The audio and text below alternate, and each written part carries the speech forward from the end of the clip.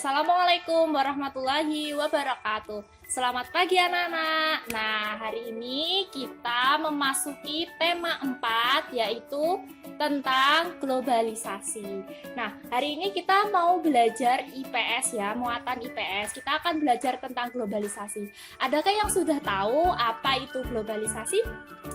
Mungkin beberapa dari kalian pernah mendengar istilah globalisasi. Apa sih itu globalisasi?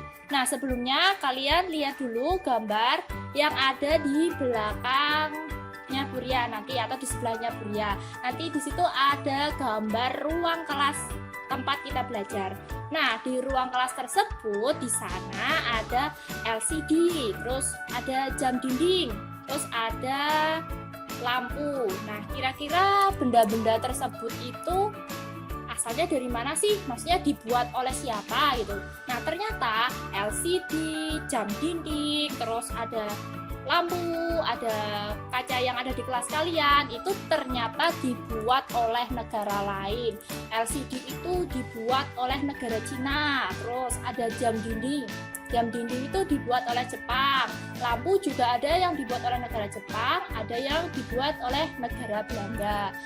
Nah, sedangkan kita sekarang itu bukan di negara Jepang, Cina, atau Belanda. Kita sekarang berada di negara Indonesia. Lalu, kalau kita mau beli barang-barang tersebut dengan cara jalan kaki pergi ke negara tersebut, misal kita mau beli jam, kita harus jalan kaki ke Jepang, kira-kira lelah nggak? Ya, tentu saja ya lelah. Nah, jarak Indonesia ke Jepang aja itu jaraknya itu sekitar 4.000 km, 4.000 lebih, 4.819 km.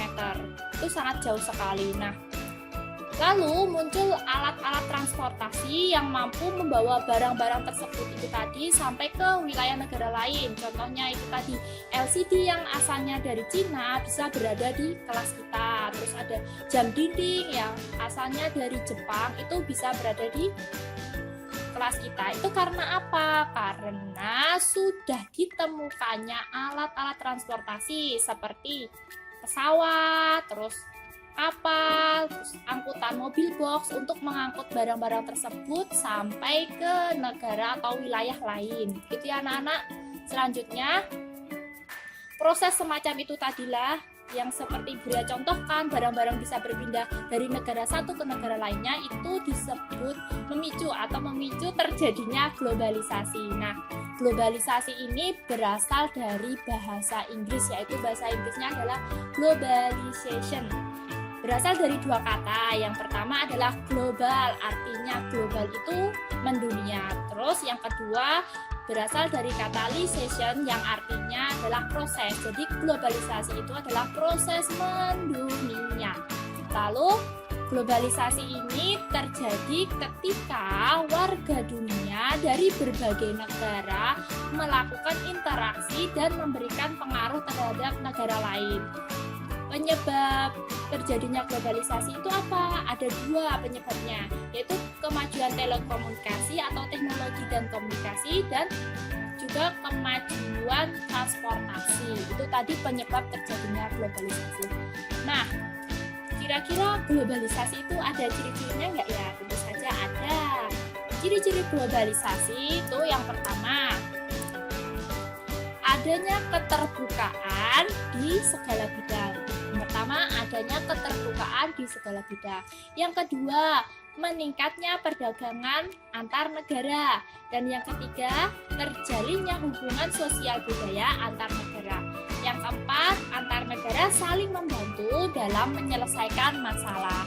Lalu, globalisasi itu ada dampak baiknya dan juga ada dampak buruknya, alias globalisasi itu ada dampak positif maupun dampak negatif. Yang pertama kita mau pelajari dampak positif dari globalisasi. Tentu ada banyak dampak positif dari globalisasi ya. Yang pertama, makin mudahnya akses informasi. Yang kedua, ruang sosial itu semakin terbuka. Yang ketiga, kesempatan kerja semakin luas atau lapangan pekerjaan itu semakin banyak. Yang keempat, pola pikir masyarakat itu semakin maju. Dan yang kelima, kemajuan di berbagai bidang teknologi. Dan selain dampak positif, Ada juga dampak negatif dari globalisasi. Yang pertama, berkurangnya semangat nasionalisme dan cinta tanah air. Terus yang kedua, ada masuknya budaya asing yang tidak sesuai dengan budaya kita di Indonesia. Terus yang ketiga, itu ada munculnya sikap individualisme atau semacam sikap egois seperti itu. Dan yang keempat, produk lokal itu bisa kalah bersaing dengan produk-produk di luar negeri. Dan juga yang terakhir, kelima, terjadi kesenjangan ekonomi. Lalu kita tadi sudah belajar tentang globalisasi, yaitu proses interaksi manusia dengan negara lain atau tanpa ruang batas dan semacam itu. Selanjutnya kita akan belajar mengenai kerjasama antar anggota ASEAN. Ini berkaitan erat dengan globalisasi. Kenapa? Karena kerjasama negara anggota ASEAN ini kita bekerjasama dengan negara lain, tidak dengan negara Indonesia saja, tapi dengan negara-negara anggota ASEAN. Nah, faktor apa saja sih yang mendorong kita untuk melakukan kerjasama negara-negara anggota ASEAN? Jadi negara-negara anggota ASEAN ini melakukan kerjasama karena ada beberapa faktor. Yang pertama, kesamaan nasib dan sejarah. Jadi sebagian besar negara-negara di ASEAN ini mereka merasa senasib dan satu sejarah karena mereka pernah dijajah oleh bangsa asing, kecuali negara Belanda, negara Thailand, kecuali negara Thailand itu belum pernah dijajah oleh bangsa asing. Jadi mereka merasa senasib, makanya mereka melakukan kerjasama. Terus yang kedua, sumber daya alam. Sumber daya alam di negara ASEAN, anggota ASEAN ini adalah sumber daya yang melimpah, makanya mereka melakukan kerjasama. Yang ketiga, mereka berada dalam wilayah yang sama, yaitu mereka dalam wilayah Asia Tenggara, sehingga memudahkan untuk melakukan kerjasama. Dan yang keempat, karena ilmu pengetahuan dan teknologi. Semakin majunya ilmu pengetahuan dan teknologi, mereka melakukan kerjasama semakin mudah. Begitu ya anak-anak. Selanjutnya kita akan belajar tentang bentuk kerjasama negara-negara anggota ASEAN di bidang sosial. Sebenarnya ASEAN itu melakukan kerjasama di berbagai bidang. Nah, kali ini kita akan belajar kerjasamanya di bidang sosial. Apa saja bentuk kerjasamanya? Yang pertama, mereka bekerja sama tentang penanggulangan bencana alam. Yang kedua, meningkatkan kesejahteraan sosial dan pembangunan negara-negara ASEAN. Yang ketiga, melindungi hak-hak dan keadilan sosial penduduk negara-negara ASEAN. Yang keempat, meningkatkan kualitas sarana kesehatan negara-negara ASEAN. Yang kelima, meningkatkan perlindungan sosial kepada seluruh penduduk negara-negara ASEAN.